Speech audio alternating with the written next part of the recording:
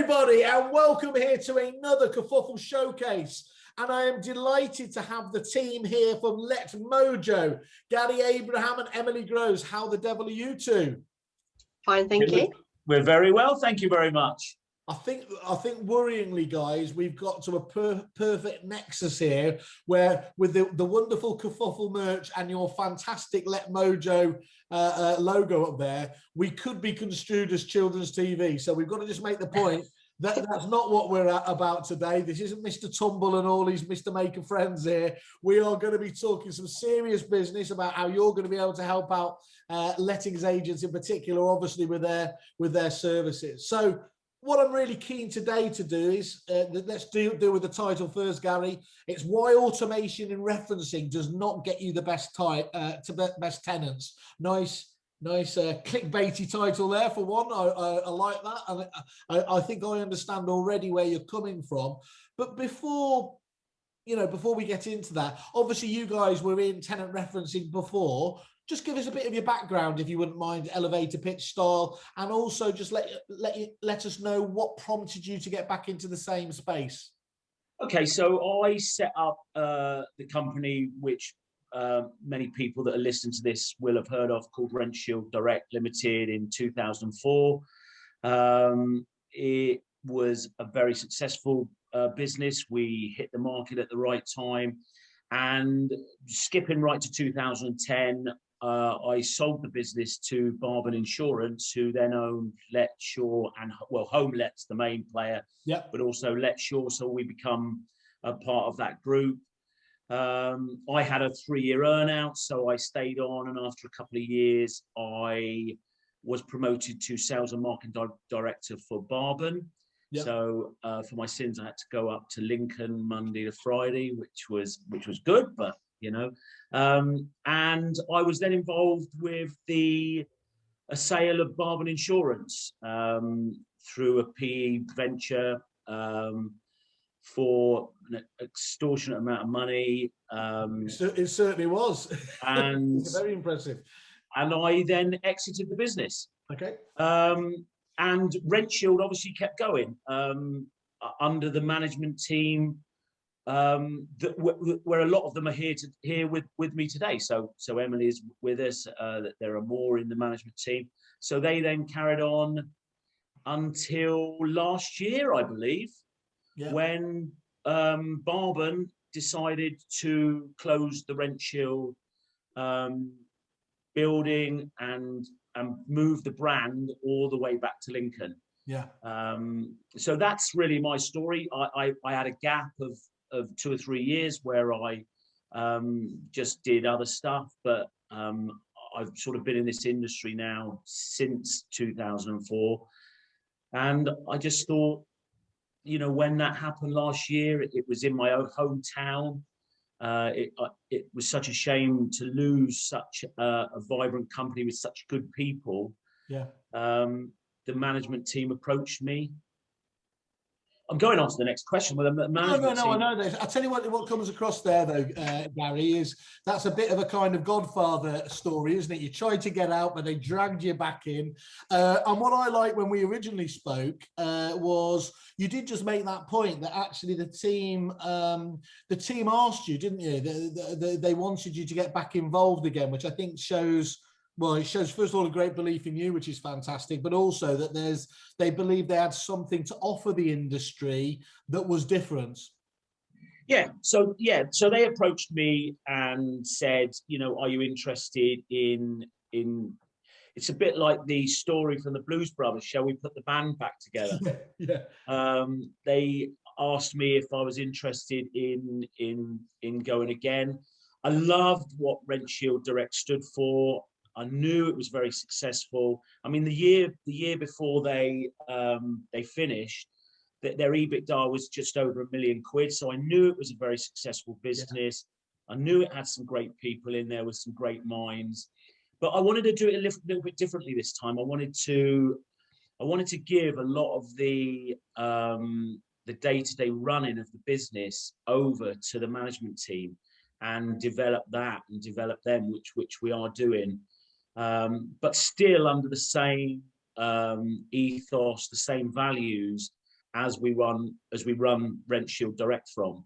And so, you know, we set up, even in COVID times when it was tough, we knew that there was a gap in the market, and we decided to go for it. We had the management team.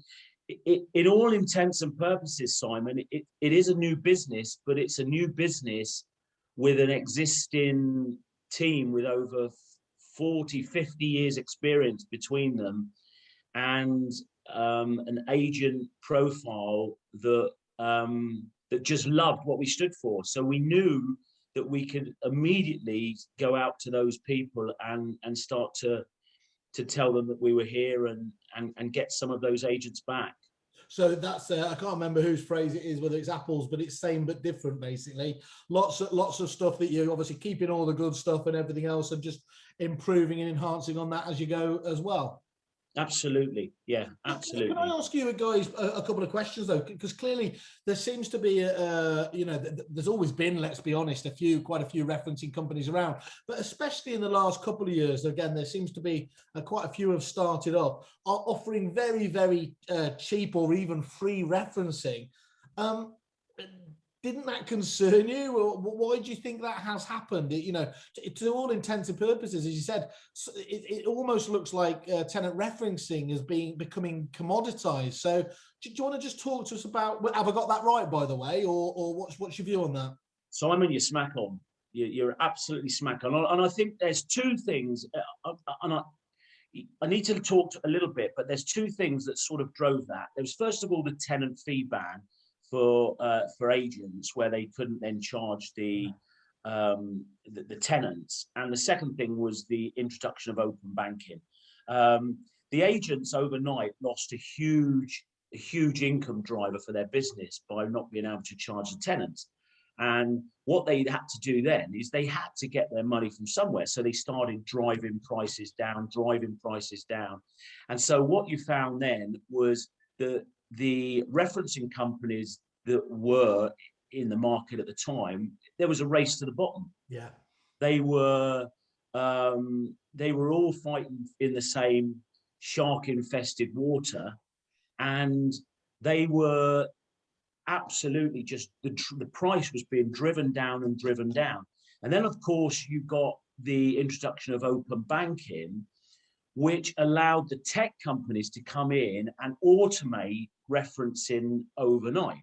Yeah. And now, yes, you know, I'm not here devaluing open banking, because in some references there is a case to say that open banking does work, but I would say that that's probably less than 20% of references where open banking actually has the desired effect that it needs. Yeah. And so we're at the point where they're fighting for the same. And so what they have to do, what these companies have to do, is they then have to diversify.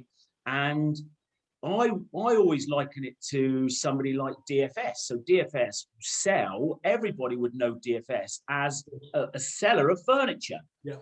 But I would say to you, that's not true. They're a finance company. They just use the furniture as a commodity to move the finance. You know, that's why they offer 1, 2, 3, 4 years. Double glazing companies exactly the same. Yeah. You know, they just need a product. So referencing became that product.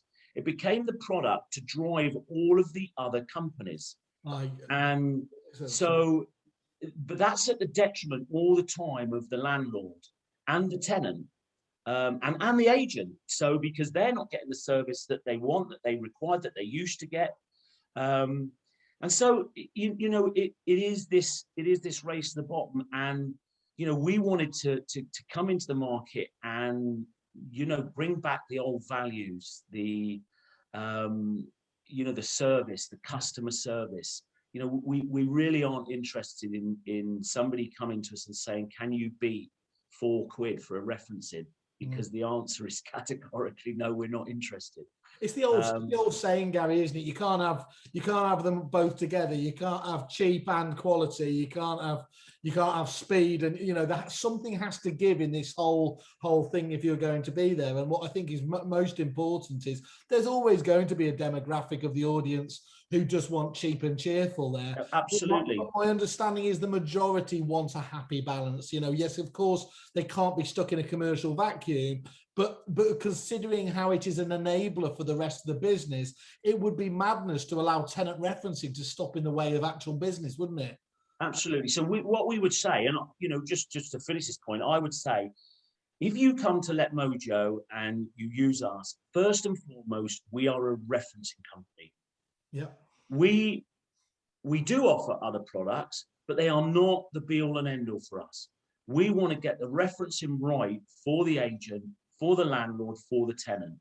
We don't want to be at a point where the computer says no. Yeah. We look at everything individually, and I know Emma's going to touch on this a lot more when we go into this. But fundamentally, the thing to get from this today is we're a referencing company. We're not an insurance company. Yeah. We do offer those products because some agents and some landlords and some tenants want those products. Yeah. But we're a referencing company. And because of that, you specialise. And as ever, when anyone specialises in anything, you get good at it, don't you? That's the key point. Yeah, absolutely. And I think, I know we're going to touch on this later on, but if we talk about, there is, and I said earlier on, there is room in the market for everything. There is a room in the market for open banking. There's room in the market for good service. There's room in the market for mosing. So what we would like to build as Letmojo grows is what we call the pick and mix service. So we can let the agent decide what they would like to have. So if they've got a tenant who has been in a job for 25 years, earns a really good income, they know that there's never been any trouble, they can probably choose a cheap and cheerful way of getting them through reference, knowing that it's going to go through. But that, as I said earlier on, is probably only 1 in every 5 tenants that these agents touch. So they need other ways of being able to give the service to the tenants and the landlords that they deserve. But that's really well. Look, I'll let you have a well-deserved drink. Thank you. Coffee. That's all right. And let's talk to Emily now. So obviously, you're part of the team that said to Gary, "Come on, Gary, let's get the band back together here." What do you think? What's from your belief is that what makes Letmojo different, apart from the fantastic name, which I do absolutely adore, by the way, guys? Just give us your thoughts on that. Would you mind, Emily? Yeah, absolutely. I mean, it's like Gary touched on there. We are a referencing company, and that is the main thing, because most of the referencing companies out there, they are insurance companies, they are tech companies, and referencing is a means to make money. And like Gary said, those that are selling it for free, those that are giving away free referencing, they are making their money elsewhere. So where are they making it? And are you aware that they're making it from those means? Yeah, for us, it is about agents coming first, delivering a quality service above everything. And that means that we don't take necessarily the easiest route for us. We don't take the cheapest route for us, but we take what's best for the agent. We take that route and make sure that they get the right tenants in. And we actually care about our agents' results. We want them to do well. We want them to have the right tenants. We don't want them to be having that computer says no experience. We want to look at things sensibly. And if we can say yes to a tenant, we want to say yes. Obviously, if we shouldn't, we won't. But if it's a common sense point of view, I think is what's missing in the market, and that's really what we offer. So the key point here is about transparency and honesty, isn't it? In terms of what you're talking about, as you said, that belief when you are getting something for cheap or for free. These aren't charities. They're not doing it off their own backs, are they? Somewhere, there's going to be a margin being made. And it is really important for the agent to understand that, because that might conflict with their own existing, referral practices and things like that anyway, won't they? So give us an idea as well, Emily, why does Letmojo help you get better tenants? Because we give a more accurate, reflective conclusion on their current circumstances. So because we actually pick up the phone which a lot of referencing companies now don't do. It's a small thing, but because we pick up the phone, we can dive deeper into references, get more information.